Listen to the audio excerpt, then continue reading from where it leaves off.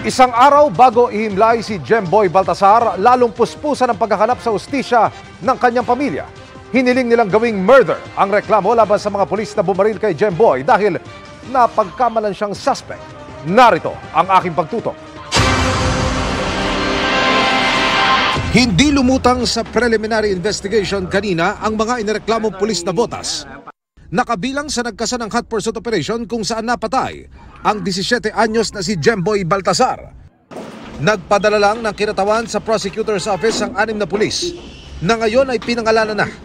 Yan ay sina Police Executive Master Sergeant Roberto Balais, Police Staff Sergeant Jerry Maliban, Police Staff Sergeant Antonio Bugayo, Police Staff Sergeant Nico Esquilon, Police Corporal Edward Blanco at Patrolman Benedict Mangada. Sinampahan na sila ng reklamong reckless imprudence resulting in homicide. Sinabi ni DILG Secretary Benjamin Abalos na pinaiimbentaryo niya ang mga dating kaso ng mga sangkot na pulis. I think this is way back 2020. No? I think that motion for reconsideration was filed on time.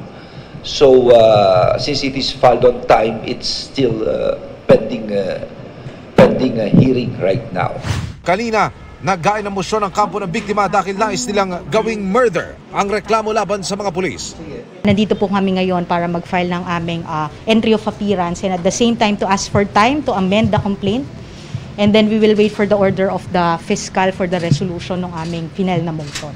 And so far, wala pong appearance on the part of the respondents. Dapat nandito sila since this is a preliminary investigation. Everyone is required to attend. Gusto rin sana ng ama't ina ni Jemboy na makaharap ang mga pulis pero sila'y bigo rin. Sana po bago niyo binarin yung ko, sana naisip niyo na may anak kayo. Ano po kayo maramdaman niyo? Iniharap na rin sa prosecutor's office kanina si alias Tony, ang best friend ni Jemboy na tatayong testigo. Kwento niya sa takot nila ni Jemboy nang malaman nilang hinahanap sila ng mga pulis. Nagtago pa raw silang dalawa sa gilid ng ilog. Lumabas na siya, kung hindi puputokan namin kayo. Yung mapalabas na po kami, maya po bigla na po sunod yung pagpaputok nila. Bakit silip ko sa butas, pinaputokan kami. Ibig sabihin hindi pa nakakalundag sa ilog si Jemboy, pinuputokan na kayo? Opo. Marami nakakita doon yung pagtalo ni Jemboy, doon siya pinagbabaril eh. Hindi raw bababa sa 10 pulis ang nakita ni alias Tony noon. Yung iba po naka-uniforme, yung hindan, naka-civilian. Yan nga po yung nagbabaril sa amin eh. Naka-civilian eh, nasa gutter siya eh. Mataba. Kung gaano makakatulong sa kaso ni Jemboy ang testigo, hindi na muna nagbigay ng komento ang kanilang abogado.